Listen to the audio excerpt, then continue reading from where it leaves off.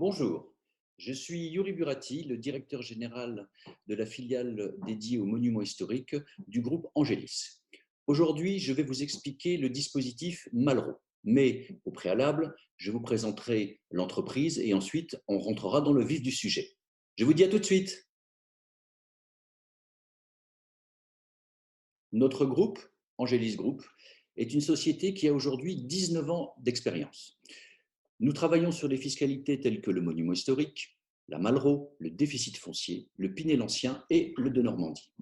Une quarantaine de collaborateurs répartis entre le siège social de Perpignan et le bureau parisien. Et nous avons un capital social de 8 millions et 10 000 euros. Depuis notre création, nous avons mené à bien 150 opérations, autrement dit, nous avons déjà rénové 150 immeubles et nous avons aujourd'hui en cours de rénovation un peu plus de 530 logements. La majorité de nos opérations se situe dans le top 10 des grandes villes françaises. Nous sommes présents à Paris, Marseille, Lyon, Toulouse, Nice, Montpellier, Bordeaux et Lille. Notre activité au sein du groupe, elle se décompose en 6 postes. Le premier, c'est la recherche foncière, bien sûr, puisqu'il nous faut des immeubles pour pouvoir les rénover et les commercialiser. La deuxième activité, c'est la commercialisation. Nous nous appuyons sur un réseau de conseillers en gestion de patrimoine diplômés, donc un réseau de vente externalisé. Troisième activité, la rénovation proprement dite. Quatrième activité, c'est la gestion locative, puisque nous proposons aux clients acquéreurs la partie gestion locative pour leur compte. Une cinquième activité constituée de la gestion hôtelière, puisque nous avons de temps en temps au catalogue des hôtels à commercialiser, donc nous assurons la gestion derrière. Et enfin, une autre société qui s'appelle Anosis Rem, qui est une société de gestion qui gère donc des SCPI, bien entendu avec l'agrément de l'AMF, l'autorité des marchés financiers. Quand vous investissez avec Angélis Group, vous bénéficiez de plusieurs garanties, notamment une garantie décennale, une biennale, une dommage-ouvrage, une garantie fiscale et juridique délivrée par les plus grands cabinets d'avocats fiscalistes de France, une garantie de première mise en location et une garantie pour la gamme VIR de parfait achèvement. Nos prix de rénovation sont fermes et définitifs, quels que soient les aléas de chantier. Et ces opérations de restauration immobilière vous permettent de défiscaliser l'exercice en cours, à savoir l'exercice de l'acquisition de cet appartement. On va aborder maintenant le dispositif Malraux dans son principe général et dans ses définitions. Le dispositif Malraux date du 4 août 1962. C'est donc André Malraux, notre ancien ministre de la Culture, qui, voyant un certain nombre d'immeubles haussmanniens parisiens tomber en ruine, s'est dit on ne peut pas laisser ça comme ça et il faut faire venir l'investisseur privé, quitte à lui donner un avantage fiscal pour qu'il puisse acquérir ces biens-là et les faire restaurer. Ce dispositif Malraux concerne bien entendu les immeubles d'habitation, faisant partie de ce fameux secteur sauvegardé, donc placé bien entendu en hypercentre-ville, puisque nous savons tous que l'immobilier, c'est 3 règles, l'emplacement, l'emplacement et l'emplacement. Ce secteur sauvegardé a une importance, je dirais, capitale dans la préservation de votre patrimoine, puisque, comme son nom l'indique, il est sauvegardé. Il est donc sous la responsabilité d'un architecte des bâtiments de France qui va veiller à ce que dans ce secteur sauvegardé, il n'y ait pas de verrues qui soient bâties, qu'il n'y ait pas de lieu de culte, qu'il n'y ait pas de supermarché qui viendrait dégrader l'acquisition et l'emplacement et l'immeuble que vous pourriez acquérir. Et je vais vous donner une petite anecdote.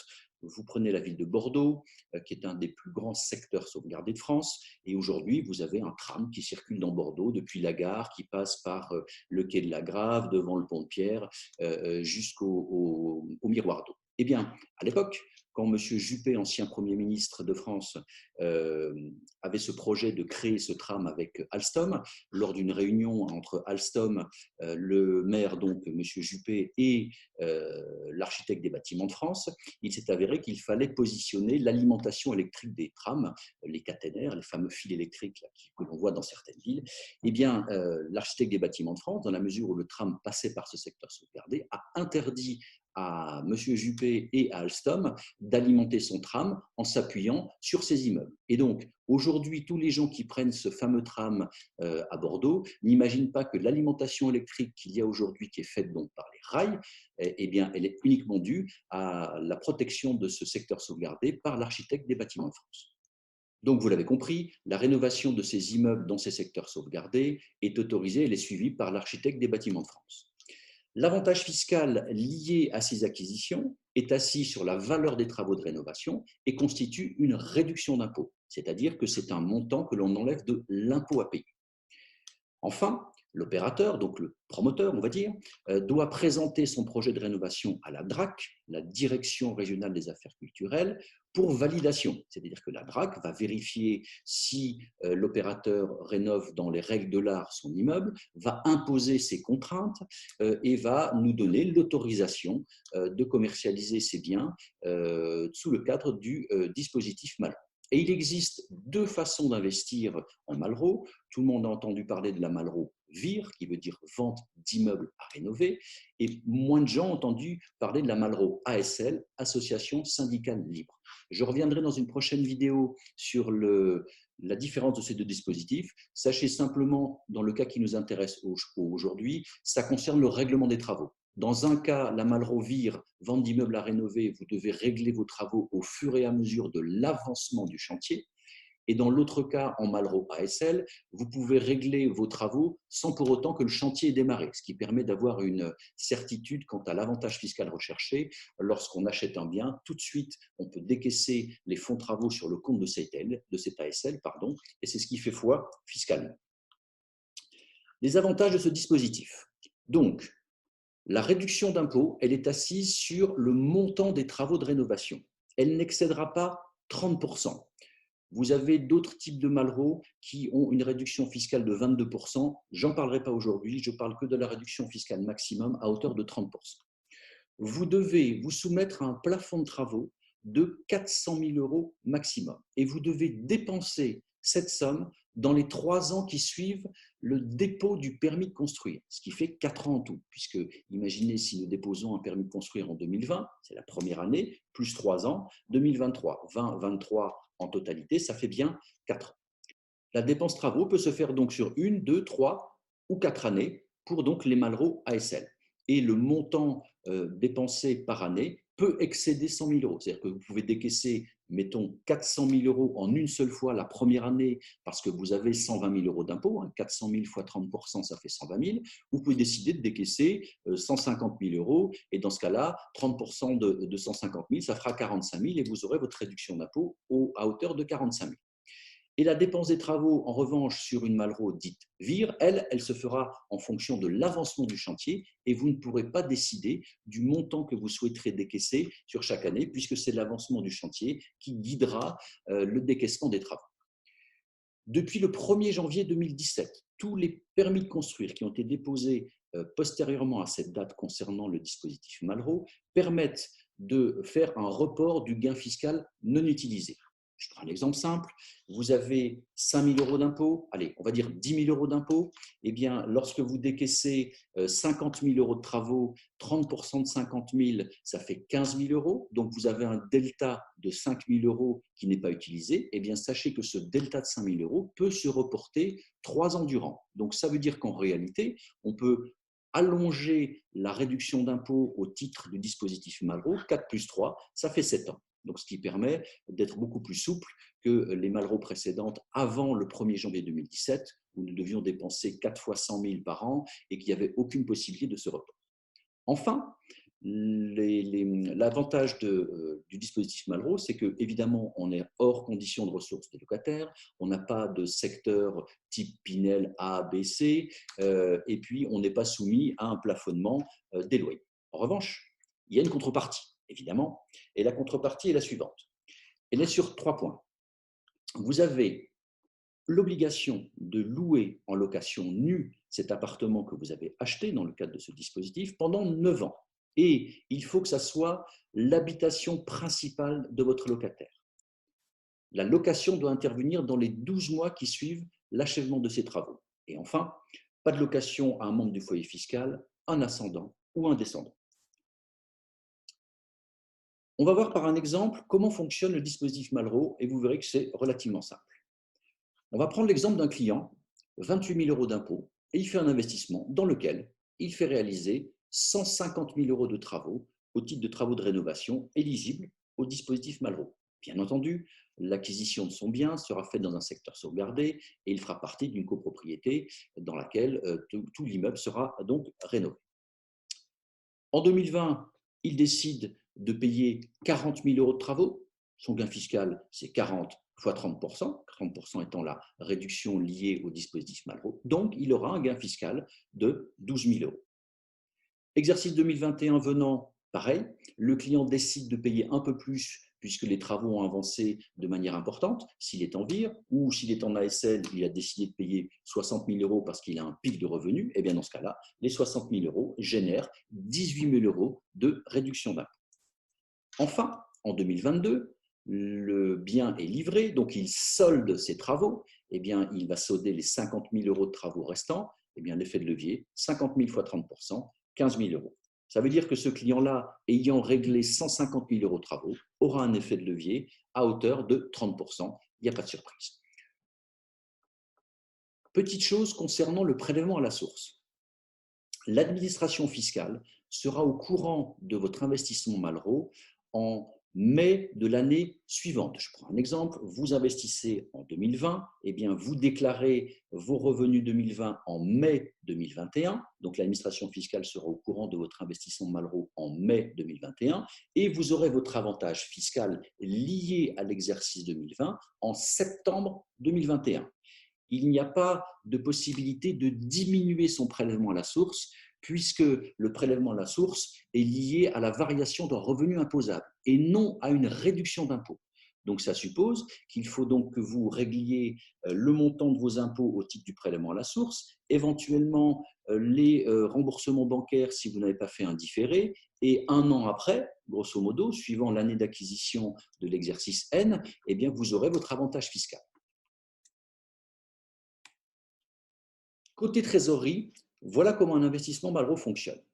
Je vais prendre un exemple d'un bien qui vaut 250 000 euros acte en main, donc ça veut dire avec les frais de notaire, et dans cette enveloppe de 250 000 euros, nous avons 160 000 euros de travaux. Dans mon exemple qui va venir, je décide de payer, je peux payer en 4 fois mes travaux sur les exercices. Je finance sur 20 ans et je suis à un taux avec les assurances sur 20 ans à une valeur moyenne de 1,6%.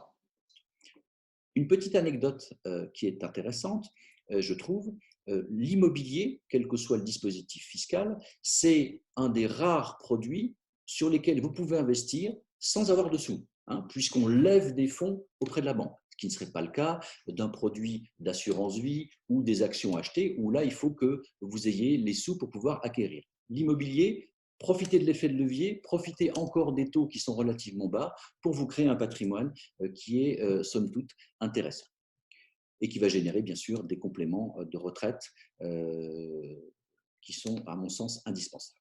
Dans ce tableau, vous avez 2020, 2021, 2022 et 2023, c'est la fabrication de mon produit. Donc 4 années, conformément au dispositif Malraux, sur lesquelles on va pouvoir décaisser des travaux. Et à partir de 2024, jusqu'en 2032, eh bien, c'est ma location classique, nue, et en 2032, ça correspond aux 9 ans d'obligation locative. Alors, j'ai bien indiqué exemple simplifié, c'est-à-dire qu'on ne tient pas compte des intérêts, on part en année pleine du 1er janvier au 31 décembre, c'est simplement pour que vous puissiez comprendre l'articulation précise de ce type de bien. Eh bien, si on prend la première année, l'exercice 2020, eh bien, vous allez payer, dans un premier temps, le montant lié au décaissement des fonds de l'immobilier, autrement dit de l'appartement à rénover, plus une partie des travaux, puisqu'on a décidé de payer les travaux en 4 fois. Bien. Eh bien, donc, ces deux montants-là représentent un remboursement à la banque sur un exercice complet de 7 600 euros. Vous n'avez pas de gain fiscal, puisque je rappelle qu'en volume de trésorerie, le gain fiscal arrive uniquement sur l'exercice 2021, ce que je disais précédemment. Vous n'avez pas de loyer par définition, puisque, bien entendu, ce n'est pas louable. Et vous n'avez pas encore de charges, puisque par définition, vous n'avez pas de taxe foncière, vous n'avez pas d'assurance particulière à prévoir et pas de frais particuliers. Donc, vous êtes en trésorerie négative de 7 600 euros sur l'année, ce qui représente une épargne mensuelle de 633 euros. Arrive l'exercice suivant, on a redécaissé une partie des travaux, donc la globalité de votre remboursement du prêt a augmenté à hauteur de 9 938 euros, et là, vous avez l'apparition, évidemment, de votre gain fiscal de 12 000 € lié à l'exercice 2020. Je précise bien. Toujours pas de loyer, toujours pas de charges liées à l'exploitation. Et là, sur cet exercice, vous avez une trésorerie positive de 2 062 €. Donc, votre différentiel, votre quote-part, elle est nulle. Arrive 2022, même principe. On a décaissé le troisième volet des travaux, ce qui fait qu'on a un remboursement global sur l'année de 12 276 €. Le gain fiscal de l'exercice 2021 que l'on perçoit en 2022 en trésorerie qui arrive, qui apparaît, pas de loyer, pas de charge, et donc une trésorerie, lorsqu'on fait le cumul entre l'exercice 2022 et l'exercice 2021, il nous reste en caisse 1 786 €, donc trésorerie positive, épargne nulle. Arrive 2023, on solde la totalité des travaux, ce qui nous fait un remboursement global de 14 615 € qui va perdurer pendant toute la durée du financement. Le gain fiscal 2023 lié à l'exercice 2022 à hauteur de 12 000 €. Pas de loyer, pas de charge et une trésorerie négative de 829 € à l'année, ce qui fait 69 € au mois.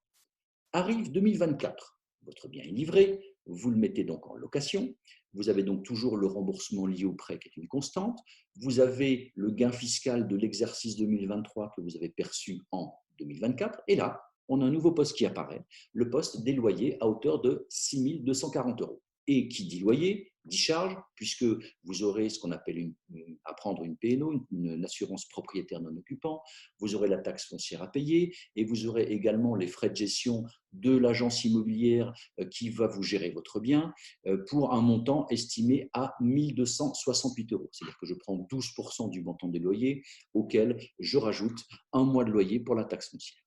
Eh bien, cette année-là, en 2024, on voit qu'on a une trésorerie positive quand on fait le cumul des postes à 2 357 €, ce qui fait qu'on a un différentiel nul. L'année suivante, on n'a plus de gain fiscal en 2025, on a toujours le prêt pour 14 615 €, plus de gain fiscal puisqu'on a dépassé les 4 ans et qu'on a tout dépensé, nos fameux 160 000 €, et vous avez bien entendu ce fameux loyer, les fameuses charges que j'ai décrites, ce qui vous fait une trésorerie négative sur cet exercice de 7 286 €. Et ainsi de suite, les années suivantes, eh bien, nous avons 14 615 pour l'exercice 2026 de remboursement, zéro de gain fiscal, un montant de loyer de 6 240, une charge liée à ce que vous allez payer de 1 268 €, un différentiel de 9 643 qui sera une constante et qui va donc générer 803 € de différentiel mensuel jusque finalement à la fin du prêt. Mais j'ai fait un stop à 2032 puisque ça correspond à l'obligation de louer nu votre bien dans le cadre de dispositif Malraux. Ce qui fait que quand on fait la moyenne de tout cela, vous allez devoir de votre poche payer 577 € par mois sur une durée de 12 ans pour un patrimoine de 250 000 €.